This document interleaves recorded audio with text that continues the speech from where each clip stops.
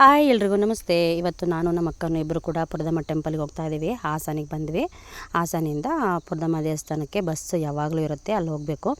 ಅಕ್ಕ ನಾನು ಯಾವಾಗಲೂ ಏನಾದ್ರು ನಮ್ಮ ರಿಲೇಟಿವ್ ಫಂಕ್ಷನ್ಗೆ ಅಂತ ಬಂದರೆ ಜೊತೆಗೆ ಬರ್ತೀವಿ.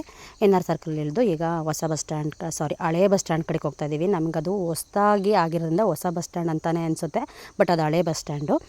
ಹಾಗೆ ನಡ್ಕೊಂಡೇ ಹೋಗ್ತಾ ಇದ್ದೀವಿ. ನಮ್ಮ ಅಕ್ಕನಿಗೆ ಸ್ವಲ್ಪ ಬಟ್ಟೆ ಹುಚ್ಚು, ಅಲ್ಲಿ ಇಲ್ಲಿ ಬರೀ ಬಟ್ಟೆ ಅಂಗಡಿ ನೋಡೋದು ಇದೇ ಆಗುತ್ತೆ ಅವಳಿಗೆ. ಹಾಗೆ ಅವಳಿಗೆ ಯಾವ ಅಂಗಡಿ ಸೀರೆ ನೆತ್ತಾಕಿದ್ರು ಕೂಡ ಹತ್ರಕ್ಕೆ ಹೋಗಾಗರಿ ನೋಡ್ಕೊಬರ್ತಾಳೆ. ಮುಟ್ಟಿ ನೋಡಿ ಅವಳಿಗೆ ಬಂದ್ರೇ ಸಮಾಧಾನ. ಹಾಗೆ ಸೀರೆ ಅಂದರೆ ಸಖತ್ ಕ್ರೇಜು ನಮ್ಮ ಅಕ್ಕನಿಗೆ. ಅವಳಿಗೆ ಅದರಲ್ಲೂ ಮೈಸೂರು ಸಿಲ್ಕ್ ಅಂದರೆ ಸಖತ್ ಇಷ್ಟಪಡ್ತಾಳೆ.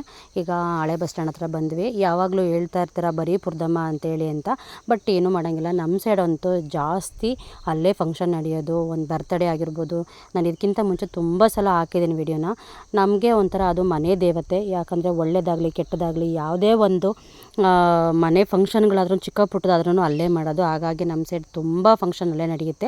ನಮಗೆ ನಿಯರ್ ಆಗಿರೋದ್ರಿಂದನೂ ಎಲ್ಲ ಅನುಕೂಲತೆಗಳು ಕೂಡ ಫಂಕ್ಷನ್ ಮಾಡೋದಕ್ಕೆ ತುಂಬ ಚೆನ್ನಾಗಿದೆ ಜಾಗಗಳು. ಹಾಗಾಗಿ ಅಲ್ಲೇ ಮಾಡೋದು. ಈಗ ಬಸ್ಸಿಗೆ ಹತ್ತಿ ಹೋಗ್ತಾ ಇದ್ದೀವಿ.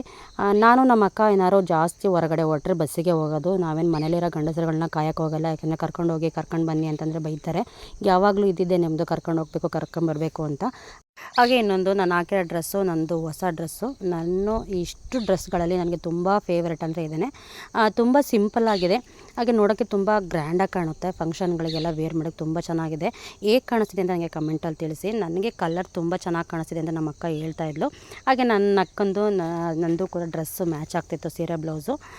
ಸೊ ಗೈಸ್, ಈಗ ಪುರದಮ್ಮ ಟೆಂಪಲ್ಗೆ ಹೋಗ್ತಾ ಇದ್ದೀವಿ. ಬಸ್ಸಿಗೆ ಕೂತಿದ್ದೀವಿ. ಯಾರೆಲ್ಲ ಪುರದಮ್ಮಗೆ ಹೋಗಿಲ್ಲ ಒಮ್ಮೆ ಹೋಗಿ. ಯಾಕಂದರೆ ತುಂಬ ಪವರ್ಫುಲ್ ಇರೋ ಅಂಥ ಶಕ್ತಿ ದೇವತೆ. ಆದಷ್ಟು ನಮ್ಮ ಮನಸ್ಸಲ್ಲಿ ಏನು ಅಂದ್ಕೊಂಡ್ರು ಕೂಡ ನಿಜವಾಗ್ಲೂ ಕಂಪ್ಲೀಟಾಗಿ ಆಗುತ್ತೆ. ಈಗ ಬಂದ್ವಿ ಫಂಕ್ಷನ್ಗೆ. ಫಂಕ್ಷನ್ ಕೂಡ ಶುರುವಾಯಿತು. ಗಿಫ್ಟೆಲ್ಲ ಮುಯ್ಯೆಲ್ಲ ಕೊಟ್ವಿ. ಇನ್ನೇನು ಹಾಗೆ ನಮ್ಮ ಅಕ್ಕ ಎಲ್ಲ ಸಿಕ್ಕಿದ್ರು. ಅವ್ರ ಹತ್ರ ಮಾತಾಡ್ಕೊಂಡು ಈಗ ಊಟಕ್ಕೆ ಹೋಗಬೇಕು. ಊಟಕ್ಕೆ ಹೋದ್ಮೇಲೆ ವೀಡಿಯೋ ಮಾಡೋಕ್ಕಾಗಲ್ಲ. ಈ ವಿಡಿಯೋನ ಇಲ್ಲಿಗೆ ಏನು ಮಾಡ್ತೀನಿ. ಯಾರಿಗೆಲ್ಲ ಈ ವಿಡಿಯೋ ಇಷ್ಟ ಆಯಿತು ಫಾಲೋ ಮಾಡಿ.